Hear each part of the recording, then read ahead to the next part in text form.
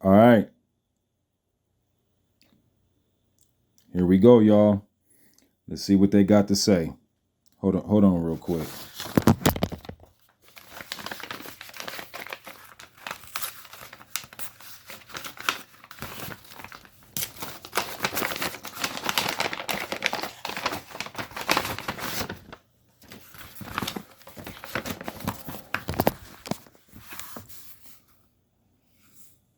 All right.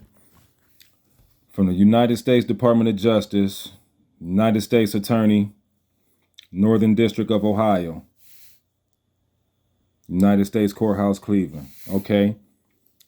To defendant name in foreclosure action, that would be me, from the Office of the United States Attorney. All right. Answer of the United States of America. Okay, let's see what they got to say.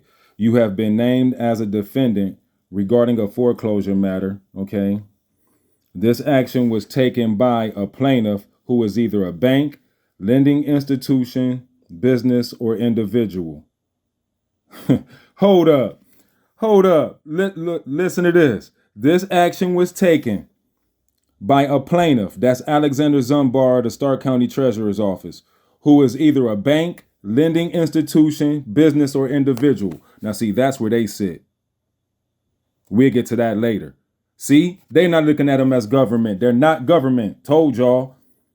Listen, please note that the United States Attorney's Office is not a plaintiff in this action, which they're not. They're telling the truth. They're not. Never was.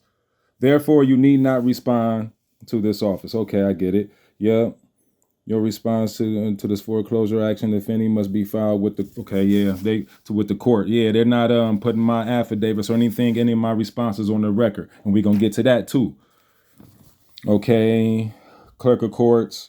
Okay, this is them putting their response on the record with Alexander Zumbar at the Stark County Treasurer on that case with the Stark County Court of Common Pleas. Okay, so this they clerk paper.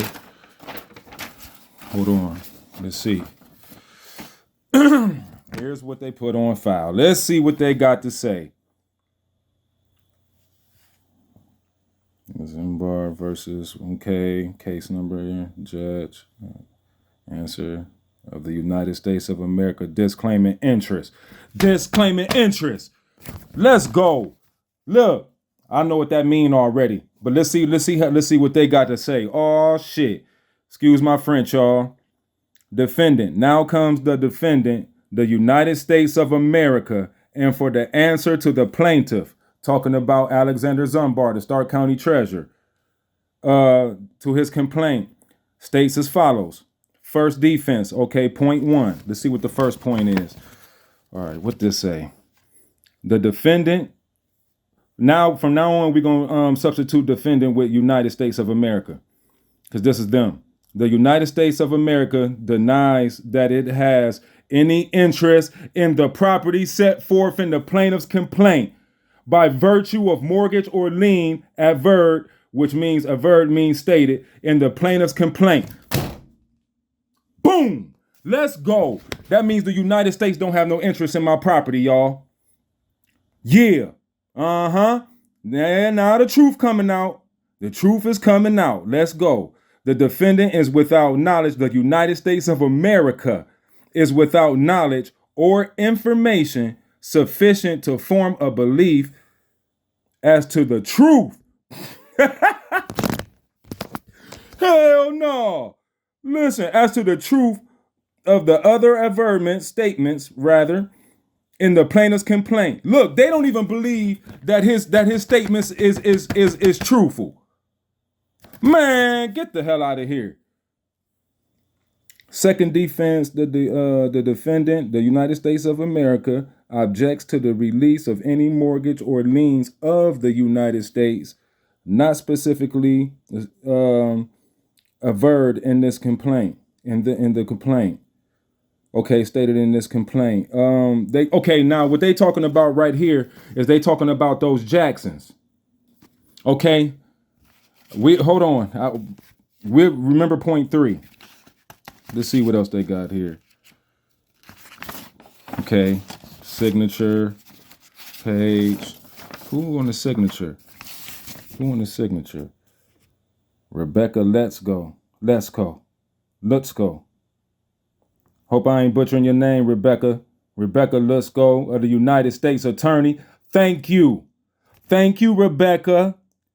And if you don't, let's go. Let's go.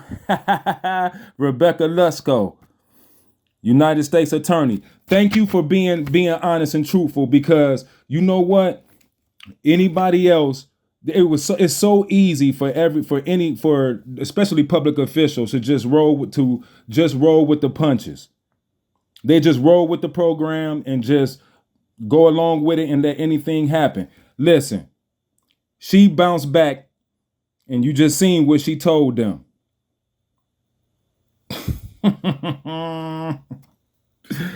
Thank you, Rebecca. Appreciate you for that. Somebody that's going to uphold law. Told y'all everybody ain't crooked. Everybody ain't crooked. Notice.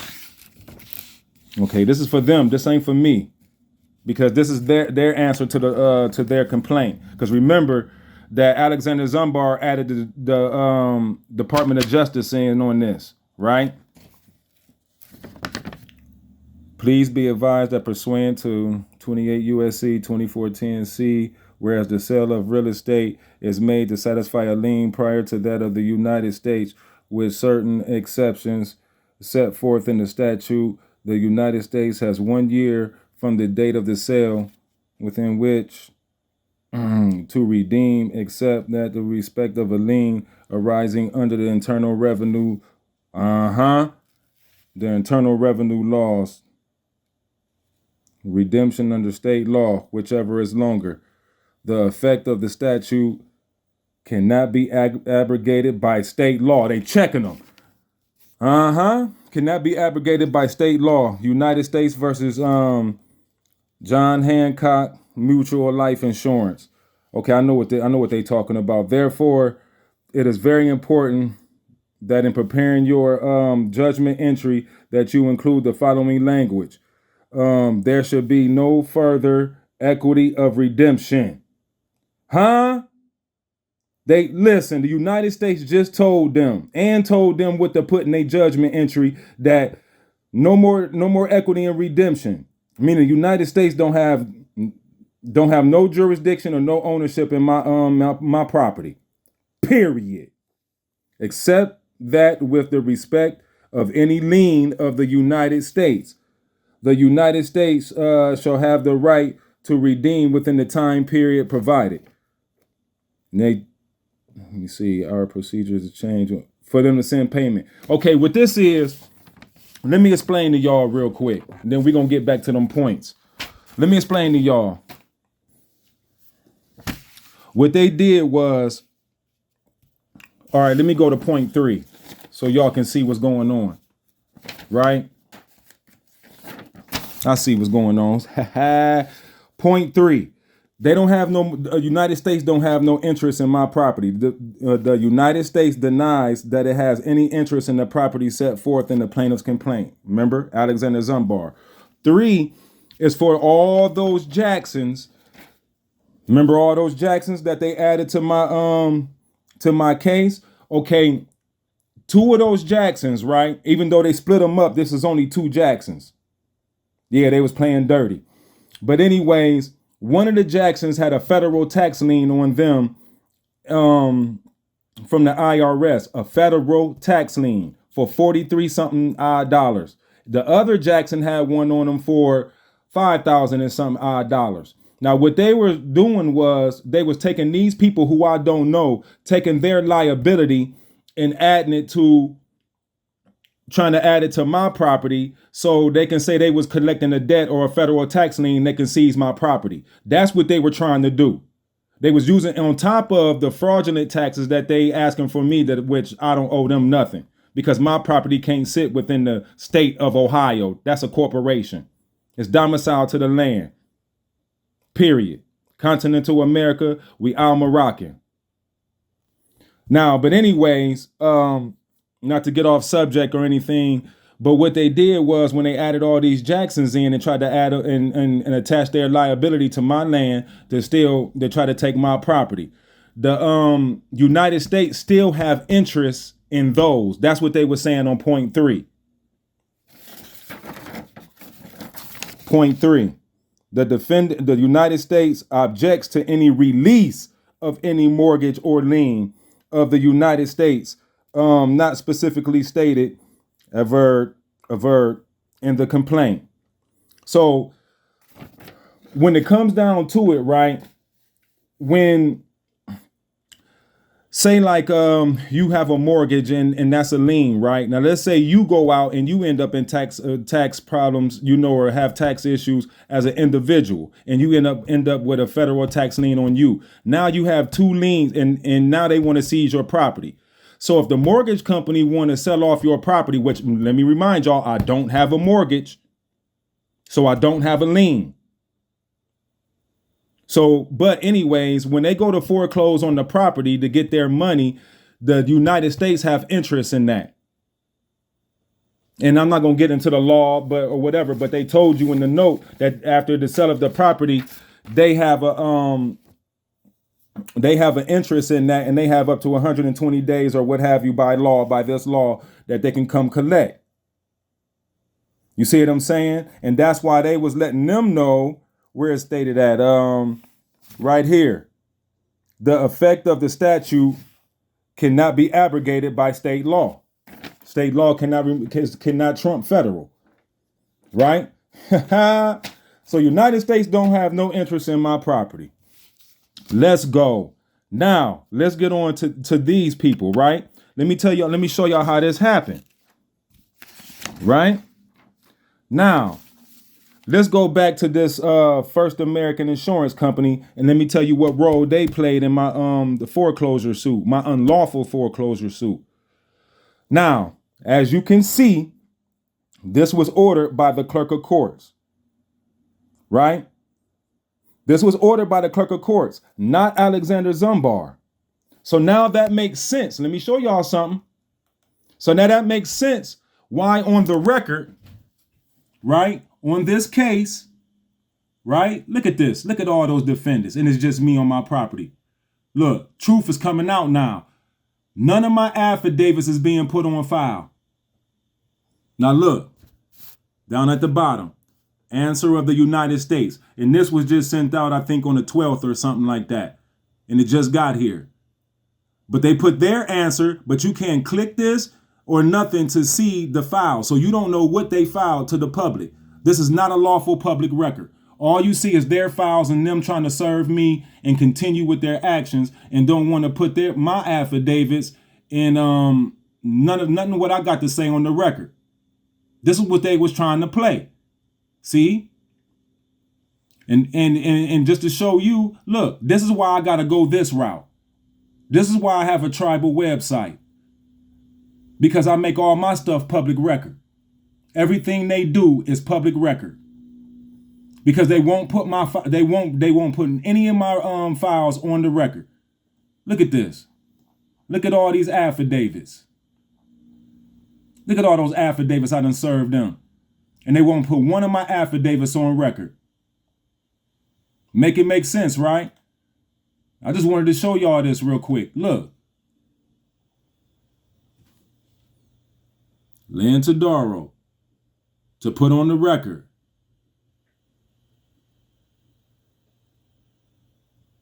See? Look.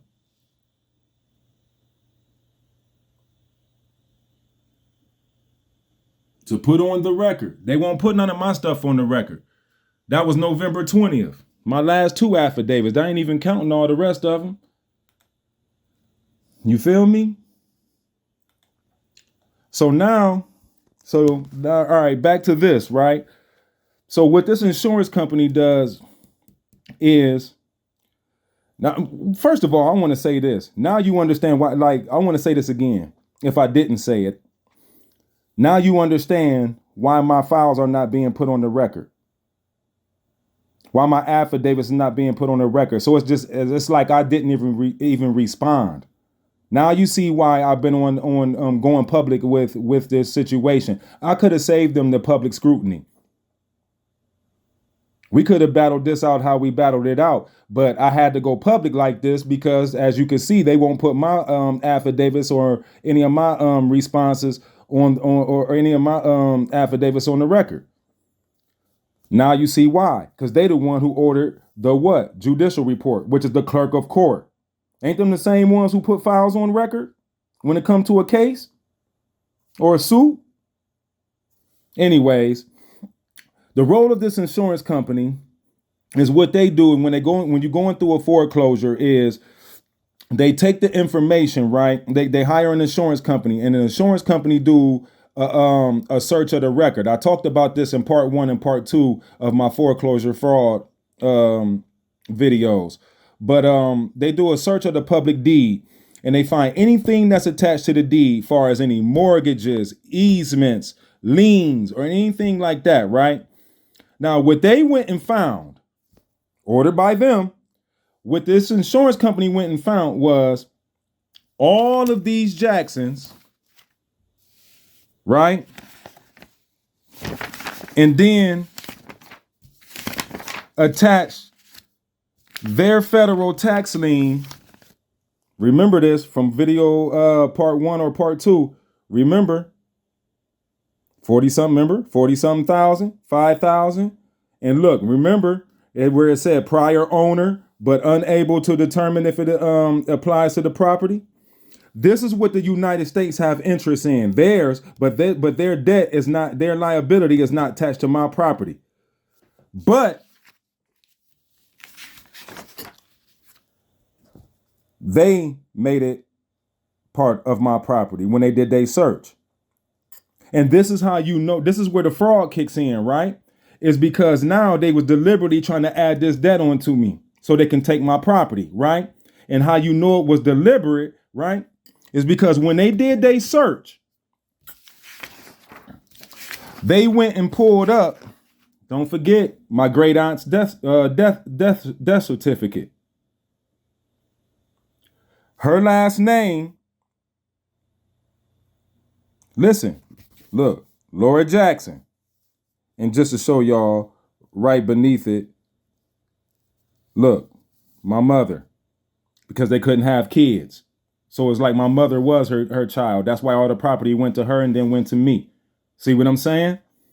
So they went all the way back. They didn't search and find anything. They could use my mother's surname and go find any random Joe to try to add. They went all the way back, pulled her death certificate, which is Jackson, and then added all these Jacksons in and added their debt to it. That's deliberate. Death certificate, Jackson. Look, Jackson's. Jackson.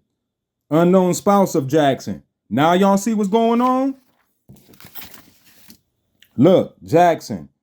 Unknown spouse of Jackson. United States, and they just answered. So they answer for them and the Treasury.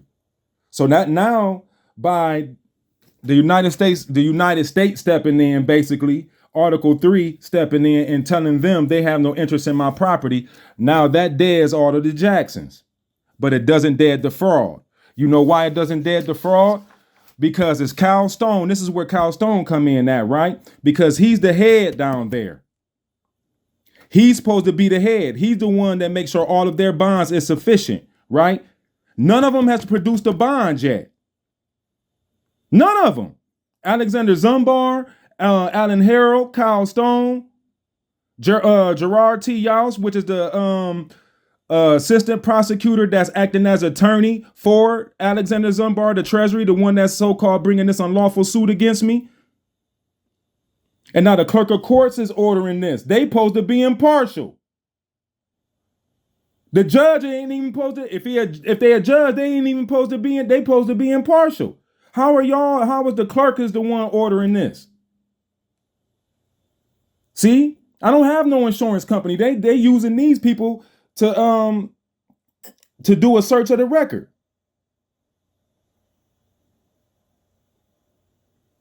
And by the way, and when they did the search, free from all encumbrances, liens, defects, and records, like I said in part 1 or part 2 of my videos. Except for my lien that I have on it, and they trying to create a lien or acting like they got a lien and they don't, because I did I searched the public record with y'all. But what I'm getting at is, isn't it Calstone's job to vet the information, to see that the information that's coming in from this insurance company, to make sure that it's true and correct before you go subpoena everybody, sending them the same documents that you sent me? Look, attorney who took an oath to the Constitution, to the United States Constitution first and the state Constitution second. Wasn't he supposed to vet this information before they went subpoenaing, sending everybody this as if they was a defendant, trying to make them appear? You know why he didn't? Because it was deliberate. Because they went and dug up the death certificate. Now, which brings me to this, right? Received from the common pleas, Stark County, right?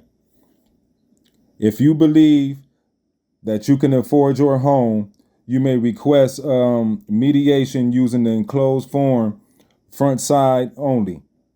Mediation is a free process where the neutral party works to see if you and your mortgage company. Now make this make sense. I don't have a mortgage company. I'm not attached to a bank. I'm not attached to none of that, except for these unlawful allegations, these fraudulent allegations that the Stark County Treasurer is trying to bring against me. Now y'all seen where the United States Department of Justice, Northern District just told them, right? A suit has been brought against you by a mortgage company, business, or individual. They ain't even looking at them as government. Make this make sense. But anyways, let me see. Mortgage company, boom, boom, comes to agreement on how to save your home. How to save my home. Man, stop it. You will be required to attend a homeowner's, listen to this, y'all, information class and comply with deadlines for submitting financial information. So now they want my financial information. I don't have no mortgage company. And second of all, who are you? You can't even produce a bond. Why in the hell would I ever give y'all any financial information? No. Offer denied. Failure to comply with these requirements would be preclude you. Sorry, I'm reading through my phone, y'all. Excuse me for that. Preclude you from participating in mediation. So y'all bring a suit against me, a fraudulent suit, lie at that, and then telling me if I want to, we're going to continue with the process and keep my stuff off the record. But if I want to come talk to y'all and sit down with my mortgage company, who I don't have, because I'm pretty sure y'all, it was probably going to end up being American insurance title. You see what I'm saying? Fraud, offer denied. And then going to tell me, basically, in the common pleas, was going to sit here and host this. This was going to be the venue. Look, they wanted me to fill up. Man, get out of here. Offer denied. Remember that the common pleas is the ones, the Stark County Clerk of Court is the ones who's keeping my affidavits off the record. But and they're also the ones who hired this insurance company to add these folks to my stuff, to my case. Excuse me. Now let's get back to Kyle Stone and them, right? Because y'all have an oath. Y'all all took an oath to the Constitution. The United States Constitution and then to the state Constitution second. So now tell me, now listen, tell me if this makes sense, right? None of my affidavits is on file. This might be the reason why. Because I showed y'all all I'm talking is Constitution, what they took an oath to. But I'm going to show you where it ties me in at, right? Now look. All debts contracted and engagements entered into before the adoption of this Constitution shall be as valid against the United States under the Constitution as under the Confederation. Now, this Constitution and the laws of the United States, which shall be made and pursuant thereof, in all treaties made or which shall be made under the authority of the United States, shall be the supreme law of the land. Shall be the supreme law of the land. All treaties made and which shall be made. All treaties made, past tense, or which shall be made, that's future. Now they're talking about the Treaty of Peace and Friendship, which is right there. That's the treaty that allowed them to be here to even do business on this land. If that wasn't here, they would all have to go, and they know it. But that we can get to that later. That's a whole nother video. You see what I'm saying? And the judges in every state shall be bound thereby. Anything in the Constitution or laws of any state to the contrary is notwithstanding. So any law that is contrary to the Constitution has no standing, is notwithstanding. You don't have to listen to it. It's unconstitutional. So now, when I'm exercising my rights to my property and I'm standing on treaty in Article 6, Section 2, you see what I'm saying? Maybe this is why they're not adding it to the record, right? Hold on. But now let's go to Article 3, because this is where we supposed to be. That's why you always hear me talking about Article 3. Let's bust this down for y'all real quick. Sorry, I'm getting a little bit geek, because that United States Department of Justice, listen, that's crazy. And that these folks even tried to add them in this situation. And I'm so thankful that they sat here and kept it real, because they didn't have to do it. They could have lied just like they all do. But they don't have no interest in my property. Period. Now, let's go to Article 3. This is what the sheriffs and everybody take an oath. When they take an oath, they take an oath to Article 3.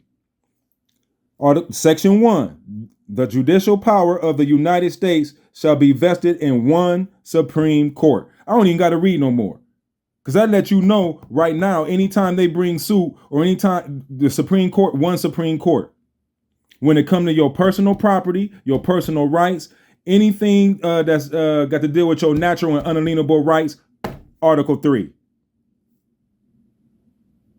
Period. Especially when they coming at you.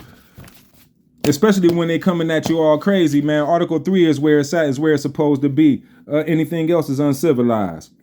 Now look what Section 2 say. Article 3, Section 2. The judicial power shall extend to all cases in law and equity arising under this Constitution and the laws of the United States and the treaties made, there we go, or which shall be made under their authority, to all cases affecting ambassadors and other public ministers and councils. Ministers and councils. I'm going to say it one more time for y'all.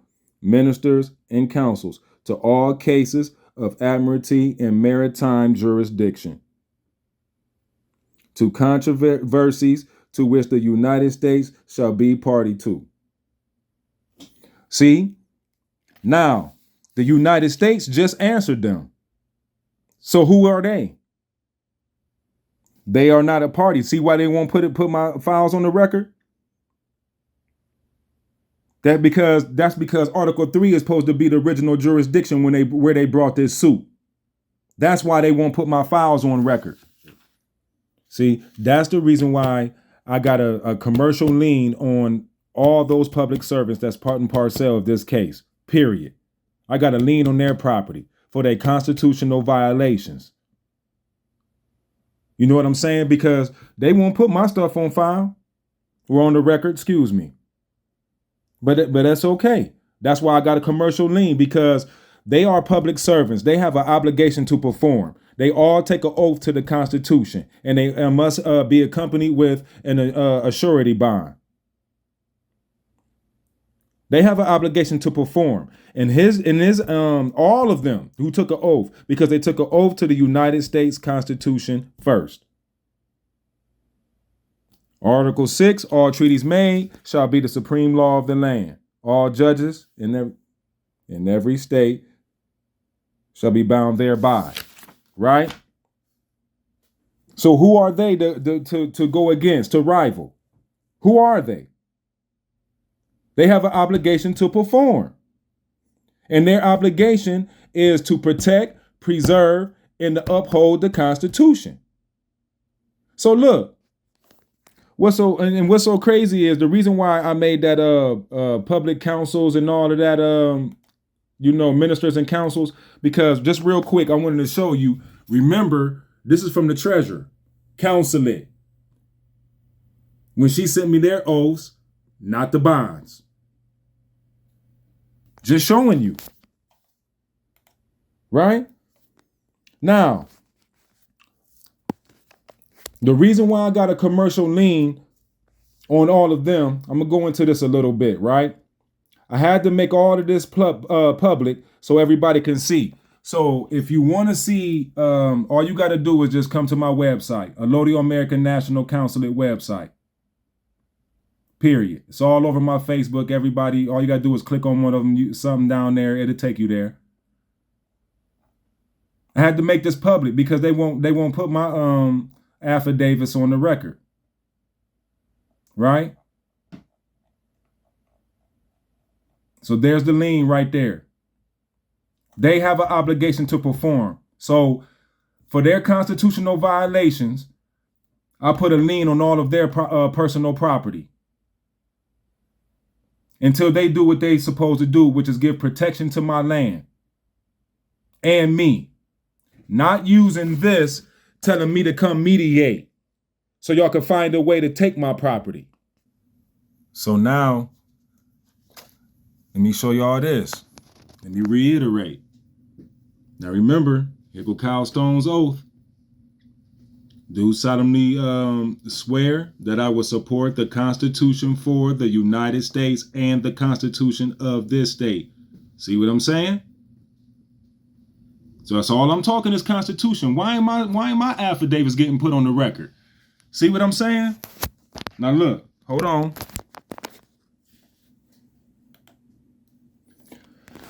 Now I'm going to show you the affidavit. This is 3 months ago, September 16th. Look, matter of fact, I'm going to scroll up so y'all can see. Boom. Sent to Kyle Stone. Rightfully demanding his oath and bond. Right?